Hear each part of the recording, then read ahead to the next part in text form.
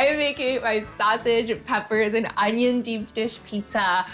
To get started on the dough, I'm gonna get 4 cups of all-purpose flour and then a tablespoon of sugar.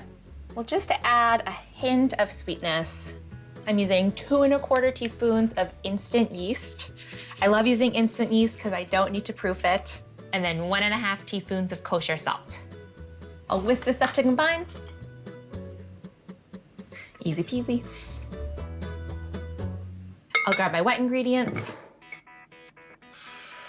I've got 1.5 cups of water and 1/4 cup of corn oil, which helps the crust get crisp, and it also adds this delightful, subtle corn chip flavor. I'll pour this in, and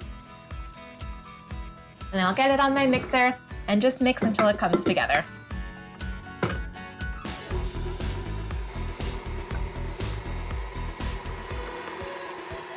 I'm gonna knead this now for 7 to 10 minutes until it's smooth and still slightly sticky.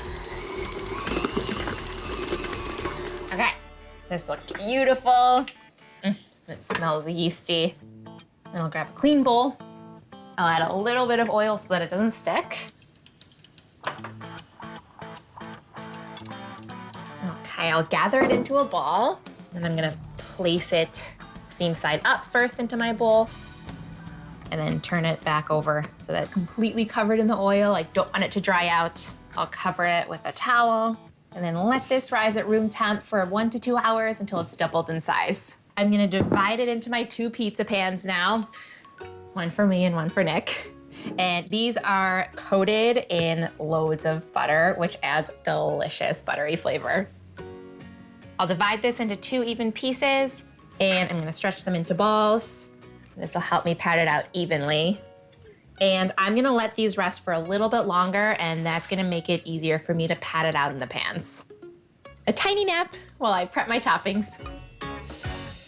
My toppings are prepped and my dough is all rested, and now I'm ready to assemble. I'm gonna start by pressing the dough out. I'll rotate my cake pan as I go to make sure that it's pressed evenly all over the bottom.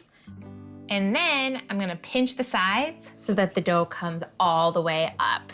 The butter that's lining the cake pan kind of helps the sides of the dough stay up. My dough is patted out. First comes the cheese, which is unique to Chicago-style pizza. And that's because it acts as a barrier so that the sauce doesn't make the pizza soggy. And this is sliced mozzarella cheese. And next comes the sausage. I'm using pork sausage that I rolled into balls. So I'm distributing it evenly all over the cheese, and then I'm pressing it out. Then I'll top with San Marzano tomatoes that I've salted and drained. When we have deep dish pizza, it is a special event.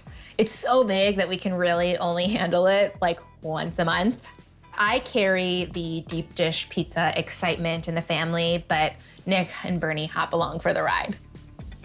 I'll distribute these all over the sausage, all the way to the edge. Next, the quintessential pizza vegetable, green peppers, and some chopped onions for little bits of sweetness. I'll sprinkle with a snowstorm of pecorino. Oh, it smells so good. And a little pinch of oregano. And that is a beautiful pizza. I'm gonna assemble the second one, and then it'll be ready for the oven.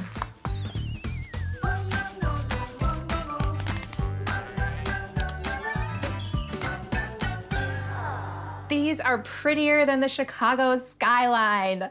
I'm gonna stick them in the oven at 500 degrees for 30 to 40 minutes until the crust is golden and the cheese is bubbling around the edges.